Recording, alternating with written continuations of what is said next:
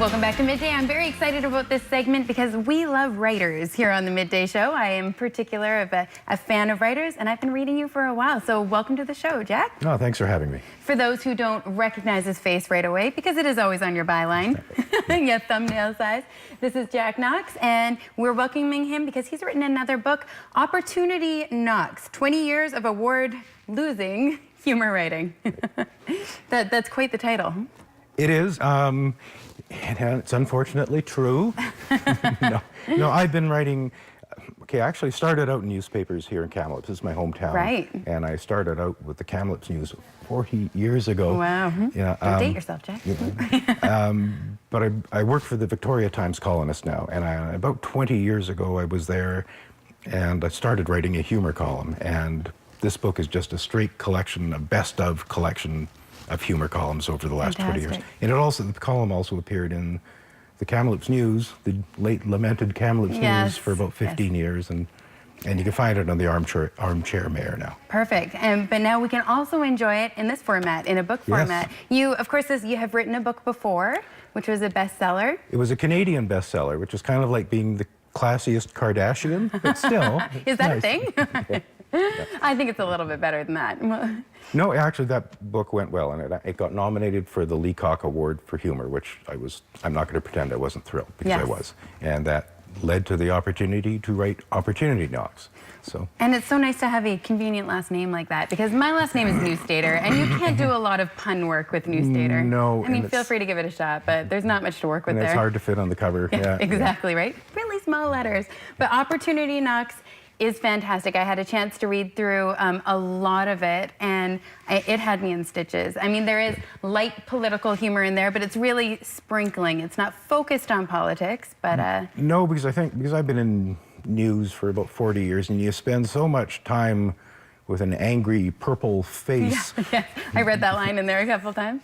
And it's nice just to write about slices of life. So there's a bit of politics in there, but I write about, you know, the Ken doll having a midlife crisis. That was actually, I noticed there was a bit of a Barbie theme. There are at least 2 chapters on Barbie. I kind of surprised myself to realize how often I actually write about inanimate or fictional characters and you know, ascribe everyday attributes to them. Mattel is somewhere in your subconscious there, but the Ken chapter was hilarious. I absolutely loved it. One that I really enjoyed was right-sizing the family, which is really about downsizing the family. Yeah. Tell me a little bit about that concept. Where did it originate? Where did that come from?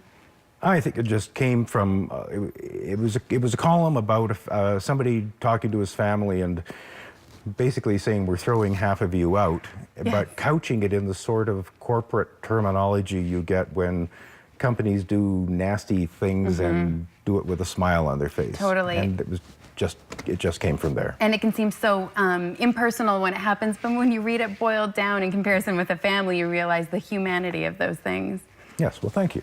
Yeah, absolutely. Another one that I really enjoyed was your chapter on your mother-in-law, due to a typographical error. Tell us a little bit about that chapter. Okay, well, it actually comes from the chapter that precedes it. I think it was in 2001, I burst my appendix and ended up in hospital over the holidays. So I wrote a column saying, in order to get out of having Christmas with my in-laws, I burst my appendix, which seemed like a really funny line at the time, until my mother-in-law said, I'd like to have a talk with you.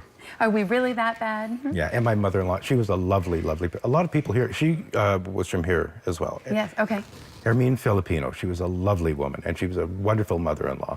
Straighter, or straight shooter. Yeah, but she always said we wanted a nice French Catholic boy with all his teeth. And I said, sorry.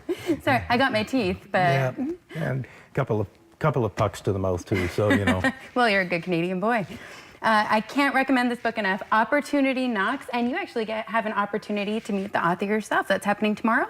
1 o'clock at Chapters. Okay, great. And you were mentioning maybe a bit of a reading and signing available as well. Yep, no, it should be a fun afternoon. Great.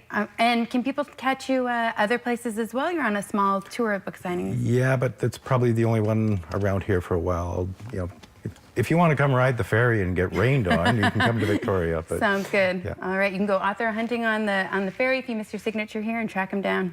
Great. Thanks for being on the show. Thanks for sharing with us. Again, Chapters tomorrow, 1:30, I believe.